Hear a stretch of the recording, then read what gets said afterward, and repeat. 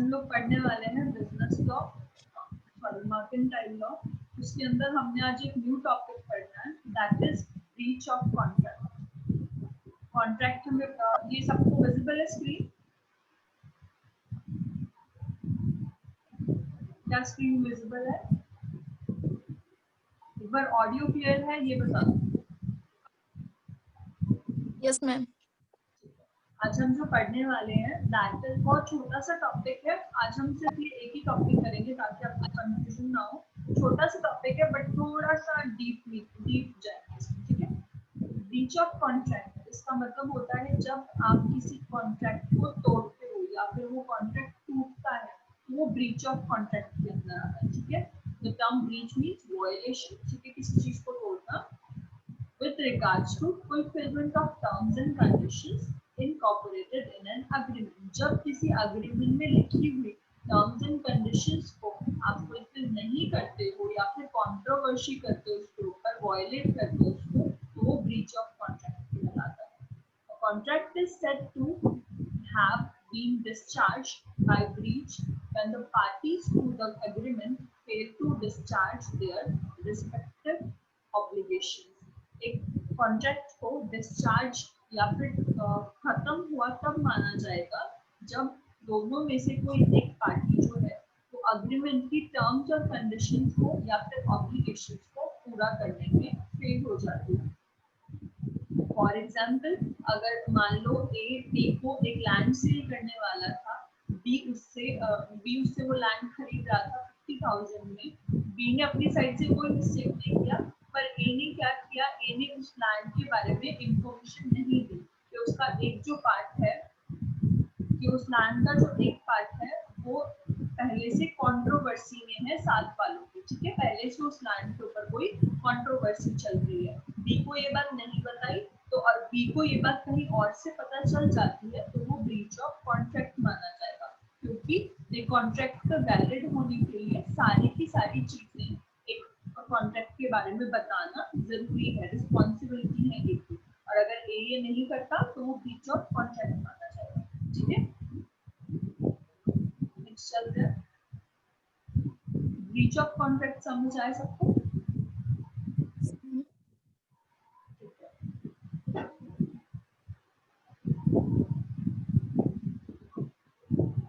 अब हम पढ़ने वाले हैं ब्रीच ऑफ कॉन्ट्रैक्ट की रेमेडीज, कि एक ब्रीच ऑफ कॉन्ट्रैक्ट को ठीक कैसे किया जा सकता है। पहले पांचों पॉइंट्स नोट डाउन कर लो, फिर मैं एक एक करके समझाती हूँ, ठीक है। ताकि पांचों पॉइंट्स को नोट डाउन कर लो, फिर मैं एक एक करके समझाती हूँ सारे।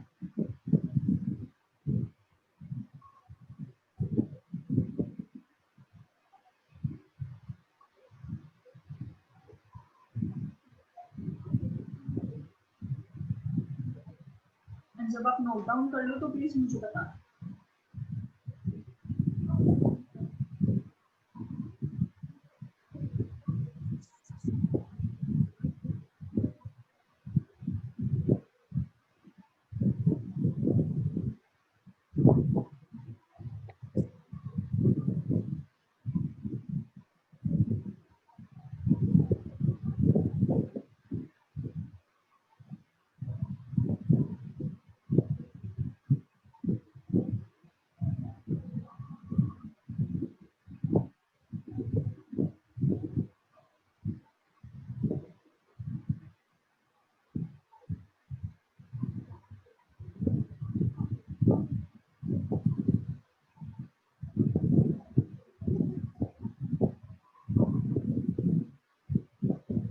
नोट डाउन कर लिया? क्या आपने ये पॉइंट्स नोट डाउन कर लिए हैं? तो मैं पढ़ाऊं? Yes ma'am. ठीक है, ओके। आपने प्रतिभा ने नोट डाउन कर लिए। रोल नंबर 74 आपने किए नोट डाउन? मैम लास्ट ठीक है, आप नोट डाउन कर लो, फिर मैं नेक्स्ट पढ़ाती हूँ, ठीक है। आप नोट डाउन करो।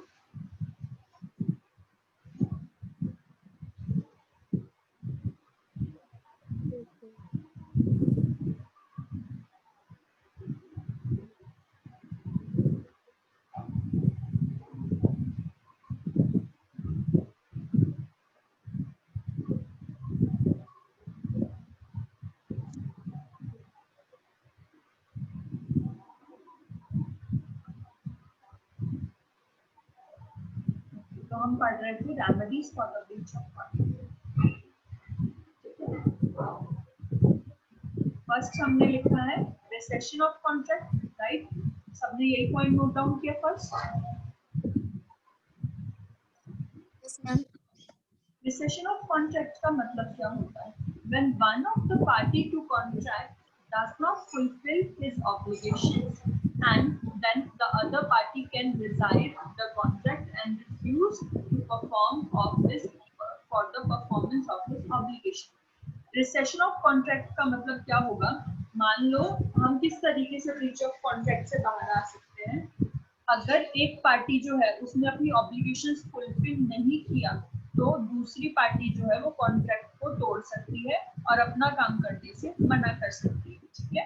फॉर एग्जाम्पल, अगर मैं कहूँ कि मैंने प्रतिभा को 100 गुड्स प्रोवाइड कराने थे, ठीक है? मैं प्रतिभा को 100 गुड्स प्रोवाइड कराने वाली थी, बट और प्रतिभा मेरे को उन 100 गुड्स के बदले पैसे देने वाली थी।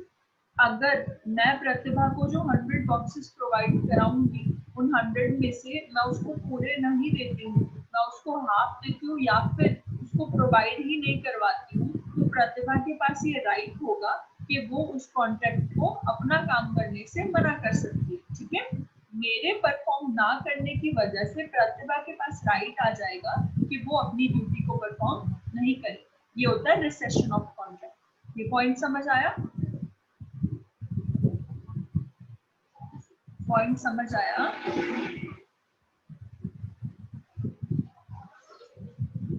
प्रतिभा, is it audible? Yes, ma'am. ये पॉइंट समझ आया?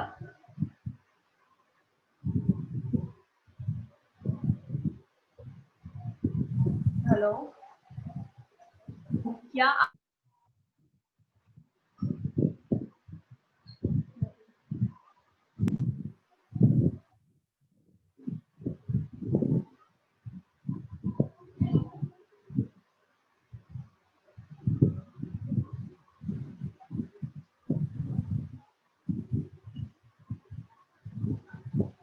हेलो, क्या मेरी वॉइस आ रही है?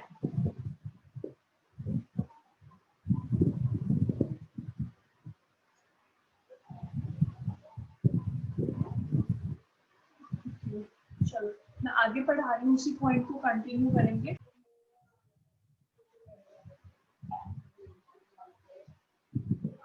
चलो मैं स्क्रीन शेयर कर रही हूँ। प्रतिभा, हेलो, Yes, ma'am. यहाँ पे एक तो नेटवर्क इशू बहुत ज्यादा हो रहा है, बीच बीच में बंद हो जा रहा है। चलो आपको पॉइंट का थोड़ा तो मतलब समझ आया। अब हम इसके सेक्शंस पढ़ने वाले हैं, ठीक है? इस पॉइंट में 2 सेक्शंस आएंगे, सेक्शन 65 और सेक्शन 75, ठीक है? पहला सेक्शन है दैट इज सेक्शन 65। सेक्शन 65 क्या कहता है? सेक्शन 65 हम पढ़ रहे हैं इंडियन कॉन्ट्रैक्ट एक्ट का, ठीक है? याद है ना? और इंडियन कॉन्ट्रैक्ट एक्ट ईयर कौन सा है? प्रतिभा, ईयर कौन सा इंडियन कॉन्ट्रैक्ट एक्ट का? 1872. हम इंडियन कॉन्ट्रैक्ट एक्ट 1872 का सेक्शन 65 पढ़ रहे हैं। इसमें लिखा है the party that resides the contract must restore any benefit he got under the said agreement. जो भी पार्टी है जिससे उससे उस कॉन्ट्रैक्ट से बाहर आ रही है, उसको कुछ ना कुछ बेनिफिट मिलना चाहिए, ठीक है? अगर आप एक कॉन्ट्रैक्ट से बाहर आ रहे हो, किसी और की गलती की वजह से आप उस कॉन्ट्रैक्ट से बाहर आए हो, तो आपको कुछ ना कुछ उसके अंदर बेनिफिट होना चाहिए, ठीक है? ये सेक्शन 65 में लिखा हुआ। क्लियर ये पॉइंट? Yes, ma'am. सेक्शन 75 कहता है, and section 75 states that the party that resides the contract is entitled to receive the damages or compensation for the rescission. section 75 कहता है पहली चीज तो कि उस reside से उसे बेनिफिट होगा, 65 के अंदर लिखा है। सेक्शन 75 कहता है कि जो पार्टी जिसको डैमेजेस हुए हैं उसे अपने डैमेजेस के अगेंस्ट कंपनसेशन भी लेना चाहिए, ठीक है? आपको कुछ ना कुछ कंपनसेशन उस डैमेज के अगेंस्ट लेना चाहिए। ये दोनों बेसिकली एक उस पर्सन के लिए है जो उस कॉन्ट्रैक्ट से बाहर आ रहा है क्योंकि सेकंड पार्टी ने अपनी ऑब्लिगेशन पूरी नहीं की, ठीक सेक्शन 65 कहता है बेनिफिट मिलना चाहिए, सेक्शन 75 कहता है आपको आपके डैमेजेस का कंपनसेशन मिलना चाहिए। Clear recession of contract? Yes, ma'am. Next point है sue for damages।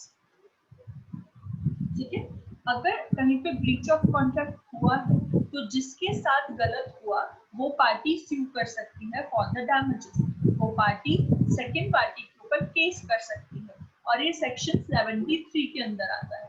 ठीक है, section 73 clearly states that the party who has suffered since the other party has broken promise can claim compensation or loss or damage caused to him in normal course of business।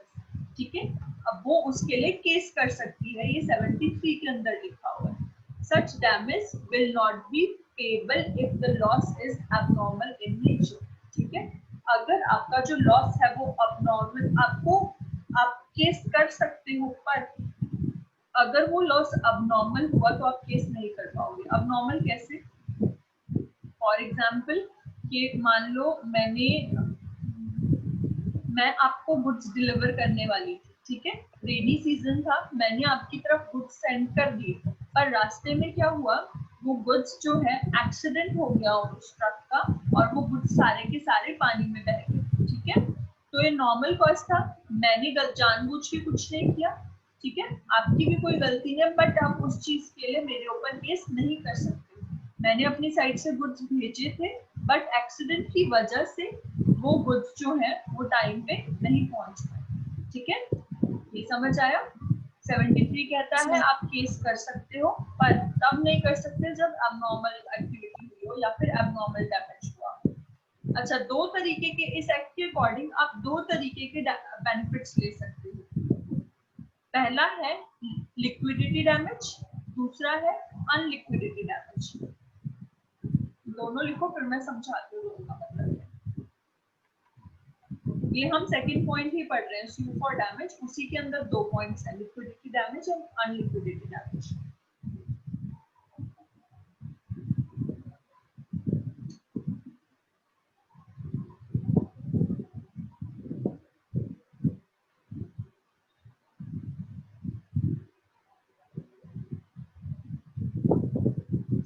Liquidity damage क्या होता है? Liquidity damage होता है जब आप जो है वो केस कर रहे हो ताकि आपको उस लॉस के बदले में पैसे मिले। Liquidity related to money. ठीक है, लिक्विडिटी जो है वो कैश के लिए होती है। अगर आप अपने डैमेजेस कैश में लेना चाहते हो, अपना कंपनसेशन कैश में लेना चाहते हो, तो आप डैमेजेस स्यू करोगे फॉर लिक्विडिटी डैमेजेस।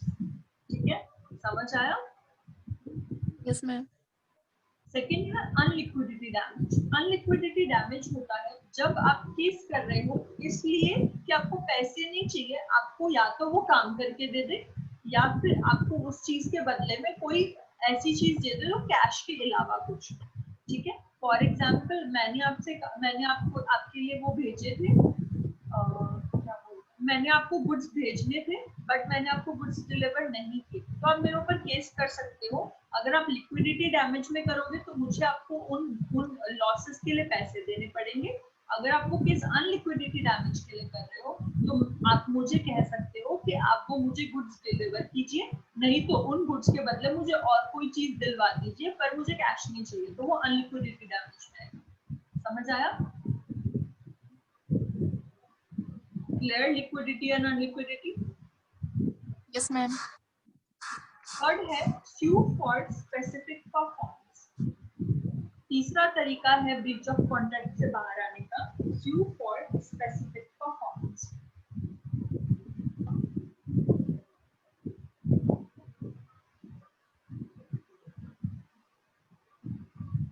इस थर्ड पॉइंट को समझने के लिए हम पहले एग्जांपल पढ़ते हैं। एग्जाम्पल है A decided to buy a parcel of land from B। A ने सोचा था वो B से कोई लैंड परचेज करेगा, ठीक है, कुछ पार्ट ऑफ लैंड जो है वो B से लेगा। B then refuses to sell। B बाद में जो है वो बेचने से मना कर देता है। The court can order B to perform his duty under the contract and sell land to A। अब इसमें क्या होगा, A जो है वो कोर्ट के पास जाएगा और कोर्ट को कहेगा कि बी से कहिए कि वो लैंड मेरे को सेल करे, क्योंकि हम दोनों में पहले से कॉन्ट्रैक्ट हुआ था, दोनों की मर्जी से कॉन्ट्रैक्ट हुआ था। तो अभी आप बी को कहिए, सॉरी हाँ, बी कहेगा कि आप ए को कहिए, कोर्ट को बोलेगा कि आप मुझे वो लैंड सेल आउट कीजिए। ठीक है, तो बेसिकली जहां पर आप केस कर रहे हो किसी स्पेसिफिक चीज को परफॉर्म करवाने के लिए, वो हमारा सूट फॉर स्पेसिफिक परफॉर्मेंस होगा। ठीक है, it means the party in breach will actually have to carry out his duty. इस थर्ड पॉइंट के अकॉर्डिंग अगर आप स्यू करते हो किसी स्पेसिफिक परफॉर्मेंस के लिए, तो जो दूसरी पार्टी है उसको अपनी ड्यूटी को पूरा करना ही पड़ेगा। हमने फर्स्ट पढ़ा रिसेशन ऑफ कॉन्ट्रैक्ट, सेकंड पढ़ा स्यू फॉर डैमेजेस, थर्ड पढ़ा स्यू फॉर स्पेसिफिक परफॉर्मेंस। तीनों क्लियर है? फिर हम नेक्स्ट चलेंगे, 2 पॉइंट्स रहेंगे। मैम। नेक्स्ट है इंजंक्शन और क्वांटम मैरिज। ठीक है, पहले क्वांटम मैरिज पढ़ते हैं। क्वांटम मैरिज है, quantum meruit literally translate to as much is earn. Quantum meruit का मतलब होता है जितना आपको मिल गया। ठीक है, जितना आपने कमा लिया। पहले आप इसका मतलब लिख लीजिए, फिर मैं बताती हूँ क्वांटम मैरिज कैसे यूज होगा बीच में।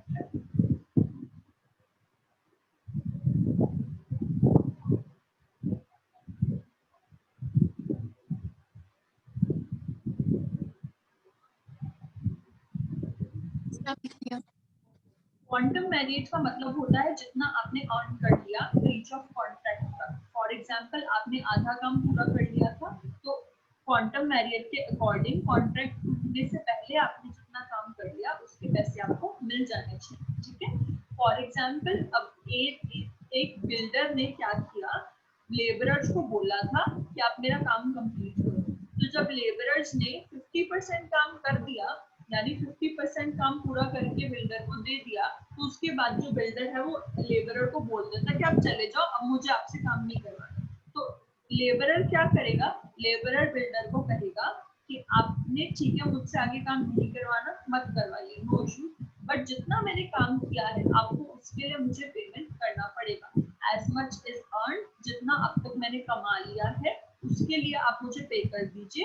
I will leave this contract. ठीक है, क्वांटम मैरिज समझ आया? Yes ma'am. Last reg है that is injunction. Injunction is basically a decree for specific performance but for a negative contract.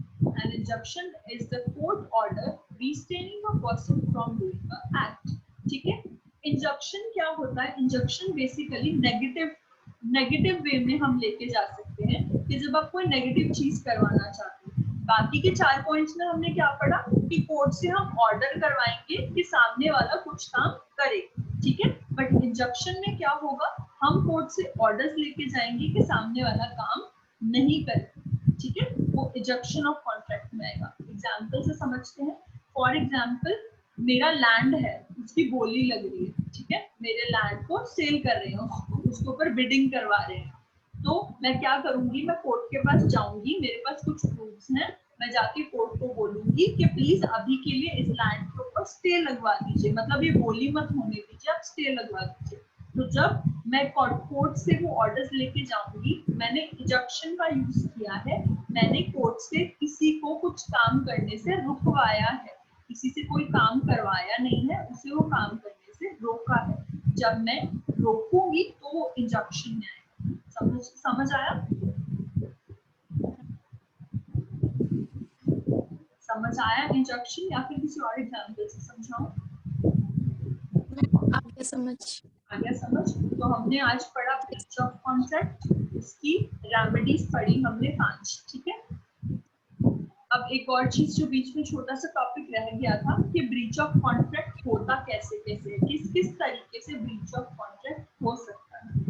First है, a breach of contract may take place when a party to contract fail to perform the obligation. breach of contract कैसे होगा? पहली चीज, अगर किसी party ने अपनी obligation पूरी नहीं की। ठीक है, सेकंड है, behaves in a manner which shows an intention to not performing their obligation. अगर कोई पर्सन इस तरीके से बिहेव कर रहा है कि वो अपना काम पूरा नहीं करेगा, चाहे उसने अब तक नहीं बोला कि मैं काम नहीं करूंगा, पर आपको उसके बिहेवियर से ऐसा लग रहा है कि वो at the point of time वो काम नहीं करेगा, तब भी ब्रीच ऑफ कॉन्ट्रैक्ट माना जाएगा।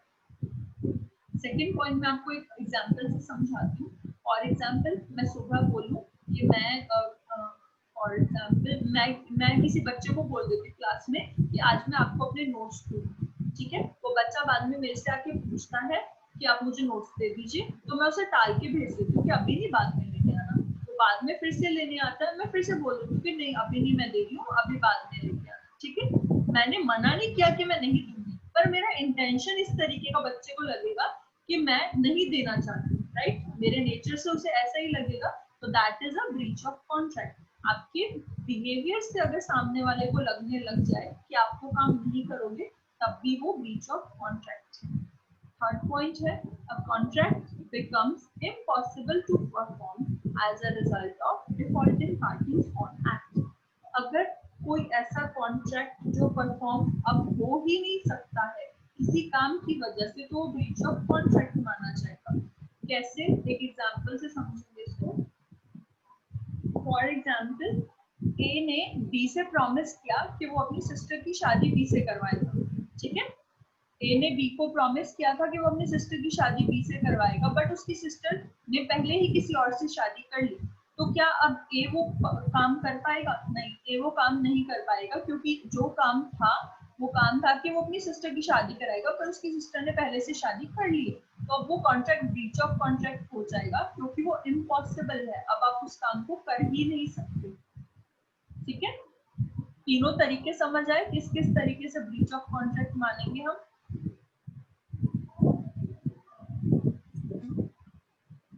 ठीक है, आज के लिए इतना ही, ठीक है। अभी आप लोगों को